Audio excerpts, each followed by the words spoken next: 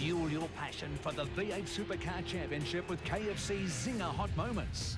Just by choosing your favourite KFC Zinger Hot Moment, you could be in the running to win either an FPV FG Series GT or an HSV E-Series Club Sport R8. Plus, there's a Ford or Holden supporters pack to be won each round. Vote Ford for Will Davison's controversial incident in 2007. Contact here between Davison and Winterbottom. Ingles in the middle of it, crunched him hard. Or vote Holden for Scaife, having the most individual race wins in the top end. That makes him an 8-time race winner at this circuit. Select your favourite Holden or Ford Hot Moment and SMS, call or vote online to be in the running for this supercharged prize thanks to KFC Zinger. You can't beat that taste.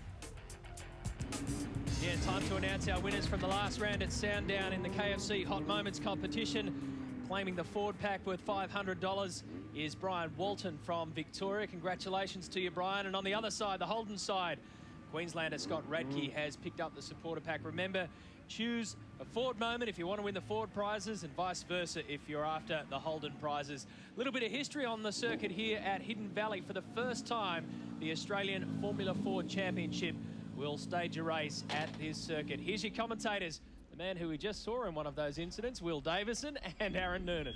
It's been a while, Matty, since the V8 supercars have been here in 1998. This is the first time Formula Ford's been here. This is race one. Ben Morley will start from pole. It's his first pole position of the season, but this 1.1 kilometre front straight, this is going to be slipstreaming city. It is absolutely exactly what you could ask for with Formula Ford. A big, long straight. There's going to be plenty of slipstreaming, plenty of overtaking, some nice, quick-flowing corners, so should see some action with these guys sliding the cars around.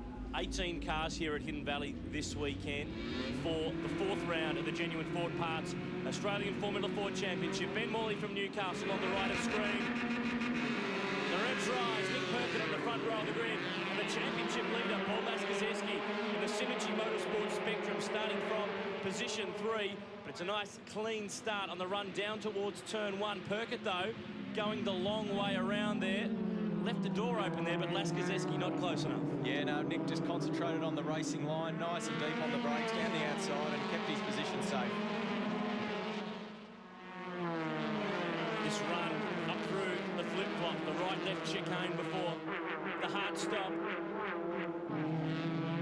And so many of these drivers, they haven't been here testing. They've never raced in other categories here. This is all brand new this weekend. It is. All through practice, they would have been sussing out the best passing opportunities, and this is the first time they've had the green light to go, and already you can see these guys absolutely wheel to wheel. Ben Morley leading the way, driving the Australian-built Spectrum, a new car for this year for him.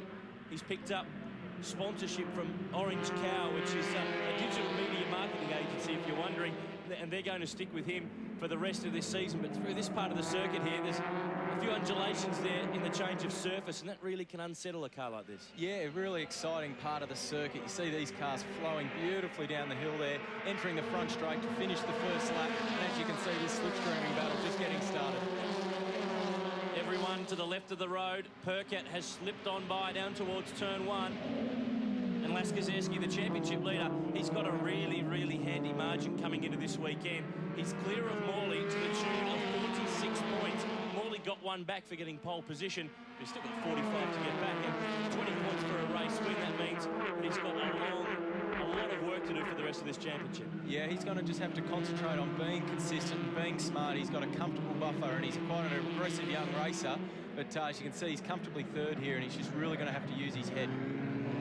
Perkett driving this year for the Sonic team, one of 3 cars in that organisation. He is really leading the way for them this weekend. That's Paul Laskazeski, the championship leader in the Synergy Motorsport Spectrum. It really is almost an all-Spectrum series this year, apart from those McGales from the Sonic team. Absolutely, and you know, Michael Ritter from Sonic, he moved to the McGales, I think, at the start of last season, so it's great to see different manufacturers out there. It's great to see the Aussie Spectrum chassis, and there's so many quality teams and drivers in Formula Ford now. It's fantastic. And this is the slipstream we were talking about, this long front straight. Paul Laskazeski out of the toe on Ben Morley. And Morley, in turn, is getting a slipstream from Perkett. Absolutely, that's what Formula Ford's great at. Oh, we've seen that's Christian Lindbaum from Lindbaum there. Nice move. But these guys, you know, it's all about slipstreaming and all about using your head. And right now they're going to be sussing out where they have to be, basically on lap 11 or 12. Percat. Hard to slip away here because that slipstream just keeps dragging you back to the field. And this weekend, driving standards observer for Formula Ford is Peter Dillman, who is a former DSO for the Carrera Cup and a former V8 Supercar privateers driver. And he's really, I guess, not laid down the law, but we've seen so many interesting defensive moves in Formula Ford over the years. But these young guys, they listen to what they're told. They're putting on board everything that they've been told. That's something that wasn't there when, for instance, you were in Formula Ford. That's right. I mean, these guys are young and they're hungry and they're desperately trying to prove a point here. They're in front of all the V8 teams and they're trying desperate to forge a career. And naturally, with this sort of racing, you're going to see a lot of aggression and young guys making mistakes. But if they can all keep their heads, it produces some of the best racing that you'll ever see. Here's Laskazeski again, but these two, while they're fighting, Percat is just slipping away. And talking to him over the weekend, in the terms of practice and qualifying, a good toe down that front straight in one of these cars is worth anywhere between 3 and 4 tenths of a second in one lap alone. Yeah, it's unbelievable in Formula Ford. I've got plenty of memories just watching this race now.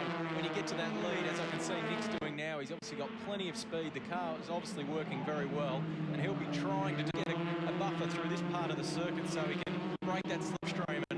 And as you can see, it's very, very difficult to do. And Laskazeski and Morley really need to work together instead of holding each other up to make sure they can get back to the gearbox of Nick Percat. From Daniel Ericsson, and then Andrew Waite, a young Kiwi who's making his debut in the Australian Formula Ford Series. He's got a fair bit of open-wheeler experience back in New Zealand, but this is his first time at this level. He's driving in a car that's being run by the Minter Motorsport team that run the Britec scholarship cars. But this is Christian Lindblom, who missed the first round of the championship, but he's really started to make up some ground. Fourth coming into this weekend, and only 12 points off second in the title. Leading at the moment, as you can see, he's closing in on second and third position, and as you can see all the way through the field, these guys just slipstreaming down that long front straight. That's Daniel Ericsson in. Cam's Rising Stars, in fact, at Sandown, they racked up their 50th race win since the inception of that program back in 2005. Jake Chapman, who did the winning at Sandown, is back into position 9 at the moment in this one, so amazing how things can change. And that's what Formula Ford's all about, isn't it? I mean, it's great to see that he can win the last round and be running 9th. It just shows the quality of the field and the depth of talent that we've got coming through at the moment. This is Ben Morley. Runs his own team now. Car off the road in front. That's our leader, Nick Percat. This is close. Laskazeski right in behind now, and that would have picked up a fair bit of dirt and rubbish on those tyres. He would. He's going to be under serious pressure from Laskazeski down the front straight here. He was obviously just absolutely pushing 110%, trying to break that slipstream, and he's stepped it over the mark, but he's kept it together, shaking his head. Oh, yeah. See there, he's not happy. And he knows that he's a sitting duck, basically. He can't do a thing about it. Now it's on. Now it's on. Laskazeski's got the lead, so this is going to be a real strategy game. And Morley's in the mix too. It tightens up down there at turn 1, doesn't it? It does. It does. You can carry a lot of speed into that corner. It's such a long double apex corner, and before you know it, it's 230 odd kilometres an hour funneling into one. It's pretty narrow. Now Percat needs to refocus here and charge on. Clearly, car speed is not a problem. The fastest car in the race so far, Daniel Ericsson at 113.46, and he's recovering from, he hit the tyres down at the final turn earlier in the weekend, which is pretty easy to do, but it really damages one of these small cars. It does. They're not a V8 supercar. Oh, that was the replay. That's why. And he was lucky that he could just surf out the other side and get back run and try to hang on. He's second at the moment to the championship leader, Paul Laskazeski. And this final turn, that is the one that's probably the most critical, but there's that dirt verge on the outside, so if you use too much curb, you're only going to slow yourself down. That's right, and they're not V8s like I was saying before. You can't throw them over the curbs and clip the tyre bundles. They're very fragile. And, yeah, as we can see, the huge slipstream effect from Percat. Oh, some serious shudder under brakes there. And Morley runs wide. Lindblom gets him too. That looked quite bizarre then, looking at Nick Percat, actually. It was hard on the brakes up the inside and had a major vibration under brakes there, just on the limit of adhesion. I think the tyres just on the verge of locking up. You can hear the tyres squealing in the Formula Fords. No wings, no aerodynamic devices, which which makes it such a great category for these young drivers because they've got to find grip without the help of wings. It's a bit too warm in Darwin to have the shivers, though. That's taking it to new extremes. Morley, though, just dropped wide on the run through turn one. And in some cases, that can be a two-line corner, but you really need to be at that inside line for the apex. You do. And there's quite a few different lines, even around this section of the circuit here. Nice flowing double apex corner as they run down into the final sector here. It's all about getting the car set up through turn 14 now onto the front straight, really concentrating on getting maximum drive onto the front straight. Nick Percat, that car speed that he had, he's been able to get his way back in front the end of lap 7.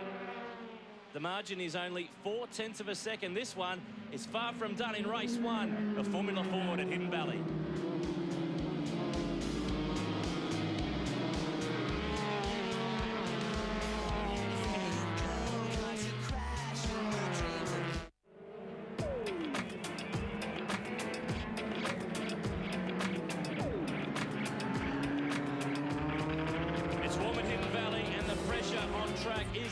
Nick Percat leading the way in race 1, round 4 of the Genuine Ford Parts Australian Formula Ford Championship. He's got the series leader, Paul Laskazeski, just in behind Daniel Ericsson in the Cam's Rising Star machine. Here he is in 3rd spot, and they've been able to just clear away now from Christian Lindbaum. They have. Looks like a 3-horse race at the moment. Percat looks very, very quick. You know, he seems to be able to get a small buffer everywhere in the infield, but you just see right now again, Laskazeski is going to tuck into that slipstream, and there's just no way Percat can get away. He's trying everything, but it's just the nature of Formula Ford. It's why we love it. So exciting. And there's the flag being shown for blocking to Andrew Waite, the young Kiwi who sits 8th on the road at the moment. Laskazeski through towards turn 1, but when we get to the last lap of this race, you can hold the lead off the last turn to the checkered flag. You don't need to worry about turn 1. That's right. I've been in races before where you actually let the guy past on the second last lap, so you're leading that second last run onto the straight, and these guys, they'll be thinking at 1,000,000 miles an hour, trying to think what the best strategy is. And to be honest, sitting second at the moment isn't an ideal spot. You're in the mirror and you're trying to get in front, so it's always difficult. It's almost onboard mathematics 101, isn't it? You're trying to figure out just where you need to be for that last lap. Absolutely. And generally the smart guys come through on top here. Daniel Ericsson just chipping away at the back of these guys in the best of the Cam's Rising Stars machines. They can really throw these cars around through this latter part of the lap, and you see the surface change there as they almost just come up that little rise before turn 14. That's right, there is a bump down the hill there. You see it upsetting the car slightly. And Formula Fords are so much fun. You can drive them so aggressively, and they really skate round on the brakes. And, you know, it's always a fine line between going too hard and too sideways. Oh, very wide here. There's a wall there. Daniel Ericsson nearly found it. Now, Laskazeski stuck on the outside here, but he can fight from there because he'll have the inside line for the run through the right-left chicane, and he hangs on to second spot. But Laskazeski, when you talk about form, 3rd in the first round at Eastern Creek, 2nd at Wakefield Park, a round win last time out at Sandown. Consistency, but strong consisting. That's really what's rewarded him. Absolutely. You've just got to try and piece a championship together, and he's been in this game a couple of years now. He's always been incredibly quick, and this year he's really piecing it together and making no mistakes. So these guys, you know, it's what this level's all about, using their head and learning what they can and can't do and drawing that fine line somewhere. And the thing for Laskazeski, he's fighting against 2 drivers who, for all intents and purposes, aren't in the championship fight. Percat is 7th, Ericsson is 8th. They have 61 and 56 points respectively. Laskazeski has 134, so in essence, he doesn't really need to fight with these guys, but try telling that to a young aspiring racing star. That's it, and Nick Percat will know that. He'll know he's got the championship leader behind him who can't afford to have a DNF. He's sitting there 8th in the points with absolutely nothing to lose, and he's just got to go at all costs to win the round, so that'll be playing in his mind. Percat had a shocking round last time down at Sandown. 2 DNFs and a 12th. It was a disaster after starting the season pretty strongly with a couple of top 5 results, but he really needs to fight back from that. But this is really a case now. Everyone is mindful of where everyone else is. Absolutely. And here we are in lap 11 of 12. Nick's, you know, I've got my money on Nick at the moment, but never count Laskazeski out. They're coming into that start of the final lap, entering that front straight shortly, and that is when it's going to be on for young and old. Ericsson still has been the fastest driver in this race on a 1:13.46. So given it's the first time here for Formula Ford, he's the new lap record holder. That's something to at least take away. But Perkett just has that little bit of a margin on this second half of the lap where the car needs to really flow through this section here. Yeah, this last sector of lap 11, he will be focusing on getting absolutely everything spot on, because every little tenth of a second of a gain he's going to have onto the start straight is going to be crucial, and I reckon he's got enough of a gap here to hold Laskazeski out. He just needs to do one more solid lap. He's heading out onto lap 12 in the first race of the weekend for the Formula Fords. They'll catch him here towards turn 1, and he needs to cover it.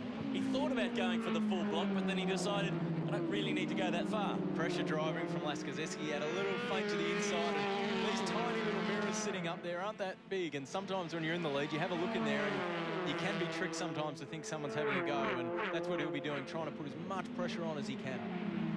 This is the run back into the valley section, the hairpin, which you would think normally hairpin is a passing opportunity, but this one's a bit different. It is. It is quite a tricky overtaking move. Now that's Lucas Dumbrell, and he'll take the lead of the race with the way he's cut the track there. Yeah, he's not careful. What a way to win. Let's hope he doesn't hurt his teammate too much here at the moment. He's just rejoined the circuit. He'll probably wait to, well, the roundabout where he was in the field, but Perkett is clear. Couple of corners left to go in the first race of Formula Ford.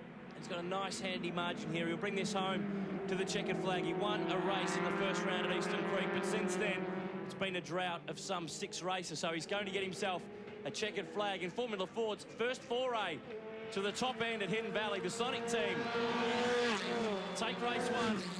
Paul Laskazeski adds plenty of points to that growing championship tally. Daniel Eriksson homing 3rd, and the pole sitter Ben Morley home in 4th. But Formula Ford, as always, turning it on, and they'll be back again tomorrow. Let's take a look at the way they finished. Scott Pye in 5th from Christian Lindbaum.